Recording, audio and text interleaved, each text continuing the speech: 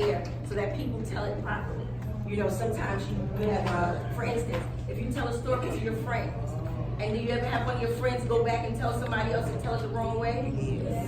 Exactly. So you want to make sure that you're there when it's told. So I went every step of the way, and I was really pleased with the product.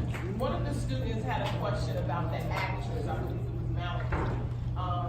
And I said to him that the actress' name was actually Shante. Yes. How important for casting? Okay. Well, with casting is when you select the person that is going to be in your movie. And you start to look for different actors, and you use the term actresses, but we mainly use actors to cover everyone. And you want to make sure that, one, that they like the project, because if they don't like the project, then they won't do it properly. You want to make sure that they believe in the story, that they want to do it, so this way they will do a great job. And as with Shante, who played me as Shante, because her name is Shante, she was such a natural for the dialogue in the movie. Let alone the fact that she's a wonderful actress. It was the fact that when we called her name Shante, she responded so naturally that it was very easy for her to, like, she's literally born for the part. She did an excellent job. Don't you guys think?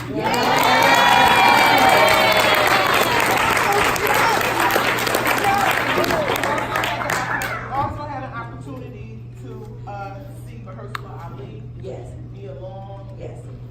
So some other great big artists. How important was it for you to make sure, or how involved as a secretary were you in?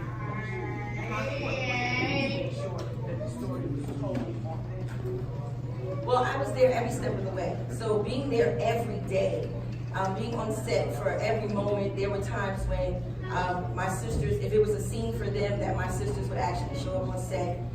We talked with the other actors that were playing them when they were little, and they were able to, you know, kind of like give them pointers on, oh, my mom wouldn't stand this way, or she didn't talk this way, or, you know, the personality. Because I'm blessed to have 3 sisters.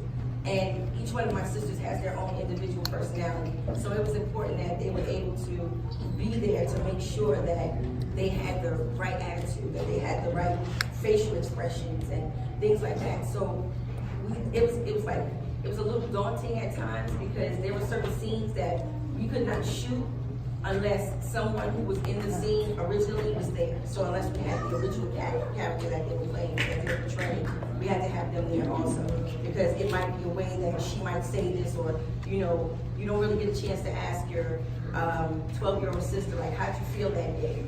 And then she goes off with the actress and she tells her, and then when she comes back, she plays the part so well that you're like, oh my God, I remember that day, and I remember that you felt that way when you said that. For me, there was a part in the movie that just resonated. But there's a part when you just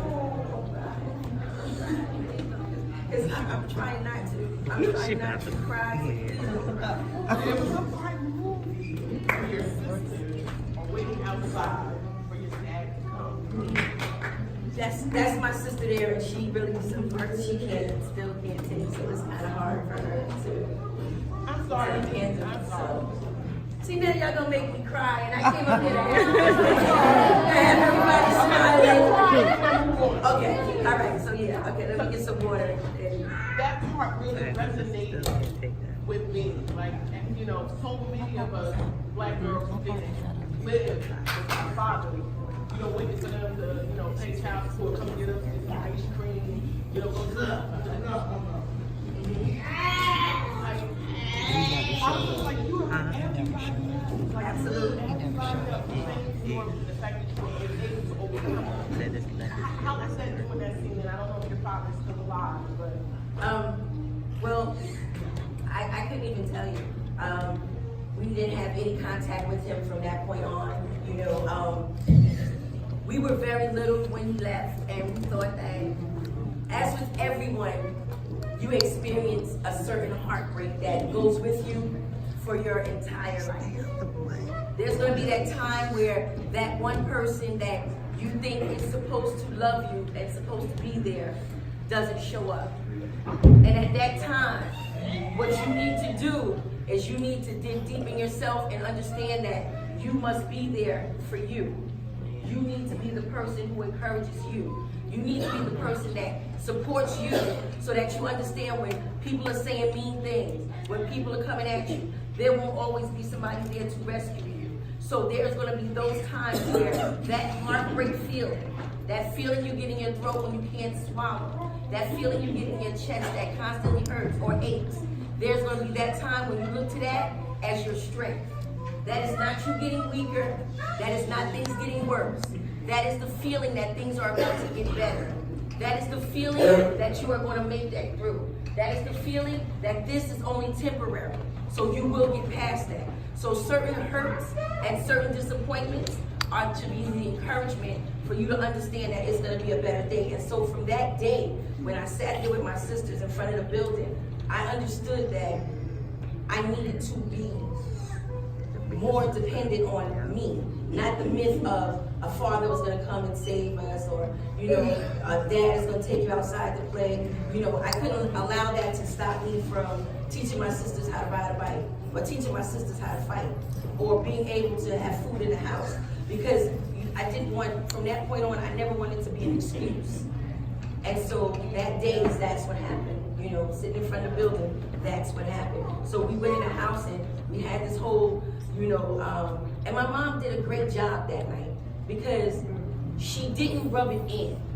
How some parents, when the other parent doesn't show up, they rub it in and they make it hard for the parent that didn't come back, or they make the children resent the other parent. She didn't do that. She kind of kept those things to herself. Instead, she just said, well, listen, it's us. We're going to keep it moving. Y'all go in here and get some beans. Y'all go in here and get some food. You know what I'm saying? Because, parents, especially moms, always feel like if we put you to bed with a full stomach, you'll dream better and you'll get over it. It'll be a better morning. So she was like, listen, y'all go in there and have some cookies, things that she didn't let us normally do. And she was like, now get in and get you some sleep. And when you wake up in the morning, you'll be all right. And when we woke up in the morning, we were okay. And never looked back for that male support. Now as I got older and became a teenager, not having a father in my life really played a large role in some of the mistakes in what I've selected as spouses, boyfriends, who I see, who I date, because you don't have anyone to compare it to. So now everything you do, you're doing it just, winging it, literally. And that was the purpose of me making the movie, is because I wanted one little girl to look at the movie and say, that's what I'm going through. That's who I am. That's my house. Or I'm that little girl and I'm dating someone that much older than me. Just so that they can kind of understand that they're not the first one to do it.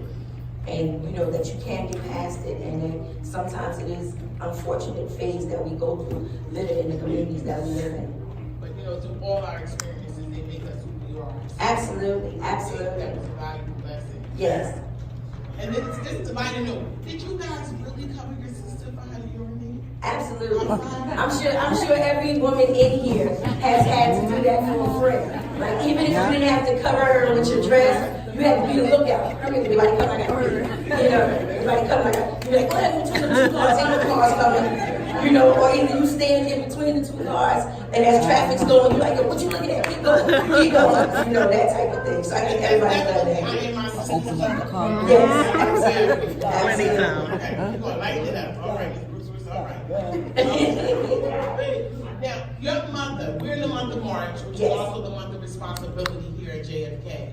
Your mother had an awesome task of raising a girl on her own. Yes. A lot of responsibility. You assumed the role of not just big sister, but it looked like mom too. Yes. Or caretaker. Do you think that impacted the way you made certain moves? Because I realized that you not only wanted to succeed, but you wanted to succeed for your sisters. Like, you wanted to take care of your sisters. Like, you asked the guy to get the surgery over the take genes, not just for you, but for your sisters. And you were always like, I gotta take care of my sisters. Do you think your mom's role and upbringing also impacted the way you kind of took care of them? Absolutely. There was a lot of love there. When it came time to step up to the plate, I felt, of course, you feel the pressures because you're a teenager, and you also understand that, you know, there's those days or those mornings where you're like, these aren't my children, you know, and I need to be the mom for them. But even on those days when I felt that way, they were still my sisters. So even if I didn't feel like being a disciplinarian, you know, I still had to make sure that they were okay. So even on those mornings when, you know, I didn't want to get up and literally go to school because I'm not too much far in age from my sisters. So we were just, it was like a child raising children. You know, I still wanted to make sure that they did the right thing. So it almost became like a reward system in the household. So it was like, listen, they understood that this is what's gonna happen. If you don't go to school, truant officers are going to show up, and when they come here, they're not coming here for you, they're coming here for us.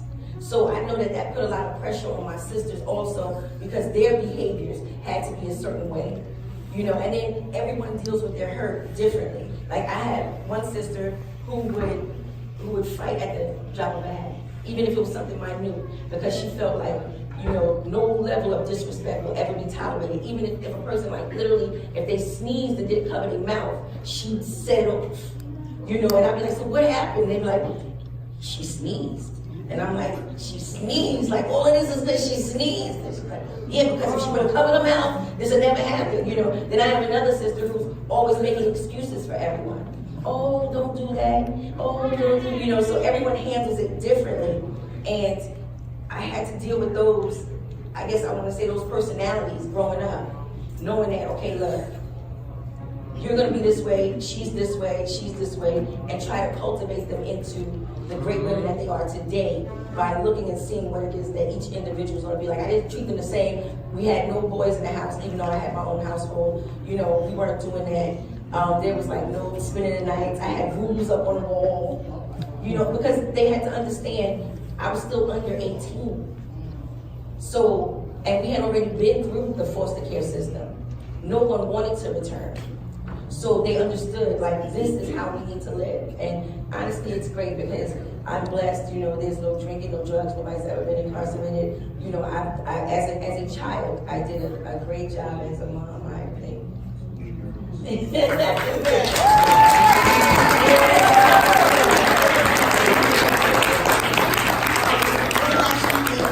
have a great question, and I want him to ask you.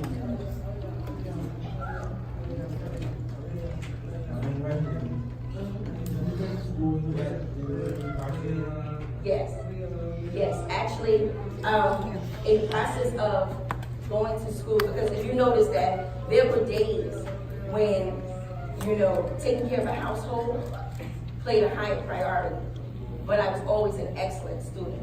I was always an avid reader. I like to read. I like books. I like to learn new words. I was always able to enhance my vocabulary. These are things that, you know, a lot of my lessons were self-taught, but I made it my business to go and pursue my education and make sure that I went to school, because I had to be an example for my sisters, to make sure that they went to school, because there would be those days where they'd be like, well, you're not going, and I say, no, we're all going. So yes, I did. Yes, school education is very important.